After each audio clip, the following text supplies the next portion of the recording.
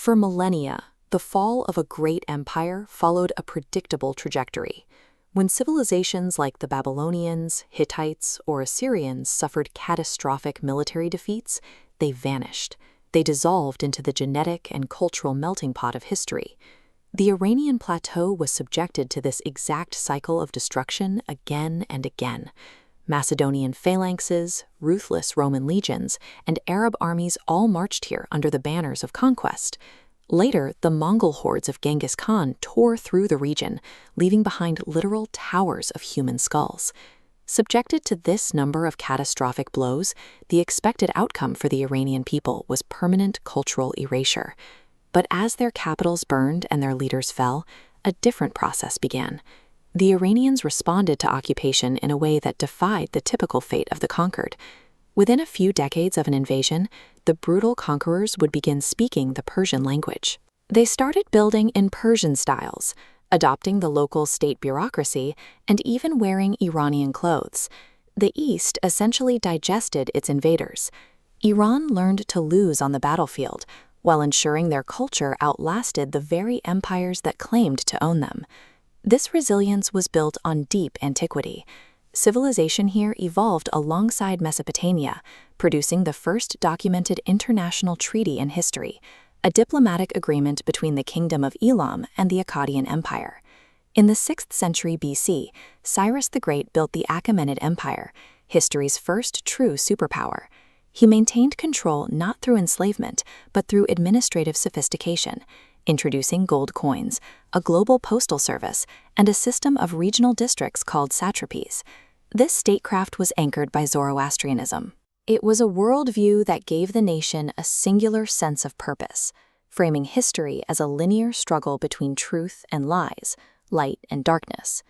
It meant that being Iranian was not just a matter of geography, but of participating in a cosmic war for order.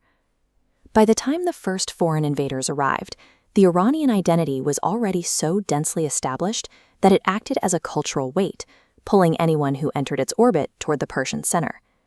In 330 BC, Alexander the Great ruthlessly crushed the Persian army and burned the magnificent capital of Persepolis. It appeared the era of Iranian influence had ended. Instead, the Greek policy of Hellenization stalled.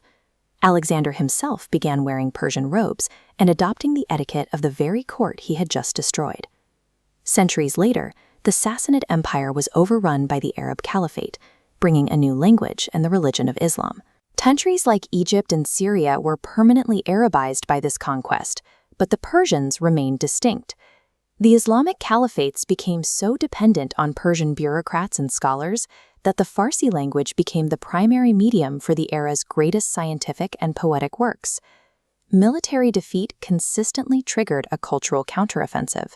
The invaders provided the political power, but the Iranians provided the methods of governance.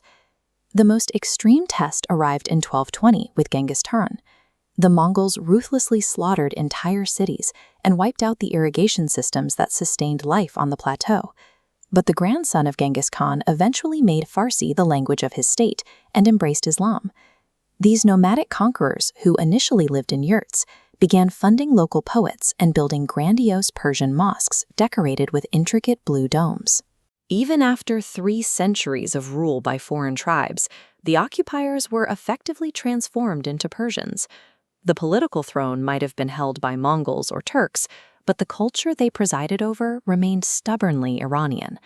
By the 20th century, the country faced a new threat as a backdrop for the Great Game, the geopolitical standoff between the British and Russian empires. Foreign powers were carving the country into spheres of influence, pumping Iranian oil while occupying the north.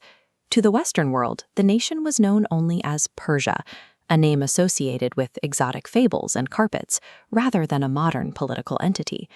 In 1935, the government issued a directive to all foreign embassies.